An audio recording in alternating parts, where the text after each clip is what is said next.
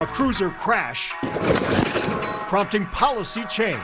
I would love to see a review of how police operate their own vehicles. Taking a methodical, intentional look at both sides of it. That was more than 3 months ago after an Akron police officer going nearly 70 miles over the speed limit lost control and crashed into parked cars in the Highland Park neighborhood.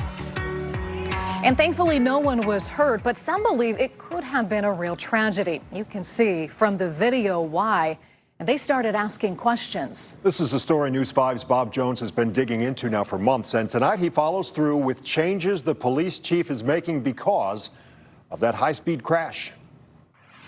More than 3 months after the cruiser crash, Akron police revealed an officer was going as fast as 92 miles per hour on West Market Street while responding to a burglary call. You're going 90 plus miles per hour? I don't know about that. And 74 miles per hour when the cruiser swerved to avoid a car making a U-turn and slammed into a parked car,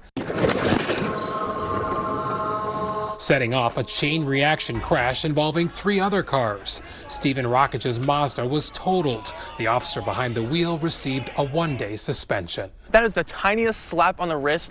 It feels like I'm being slapped in the face. Stephen talked with me in October and again in January, expressing his frustration. He did not have personal collision insurance, and the city has refused to pay for the thousands of dollars in damages to his car, citing immunity that protects the officer who caused the crash while on the job. No pay towards me. It's like, do I even exist? But Police Chief Brian Harding is making a department change because of that high-speed crash. I think sometimes we have to remind them of how important and how dangerous pursuit or high-speed driving can be. He issued this order that says officers operating vehicles at speeds in excess of 25 miles per hour of the posted speed limit shall be presumed to be without due regard unless they have approval from their supervisor. In other words, driving too fast or reckless could open up officers to discipline. The officers ultimately do regard as their decision and something they're going to need to be able to understand and explain their actions for.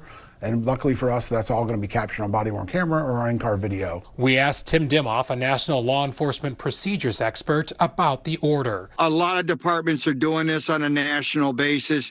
It's good to have a clear policy that makes it consistent. And Dimoff believes the order will make it easier to hold officers accountable if they violate procedure. So you have more eyes and ears and minds on the procedure. As for Stephen, he calls the order considerate, but he's no less frustrated. But it still does absolutely nothing for me and my situation. In addition to the chief's order, officers are also receiving operating within due regard training during roll call and additional driving training in the spring.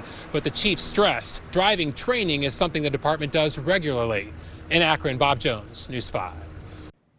The Akron Fraternal Order of Police sent us a statement, too, on this new policy. It said it believes it is reasonable, and the FOP will continue to work with the city to ensure policies prioritize police doing their job effectively while protecting the community.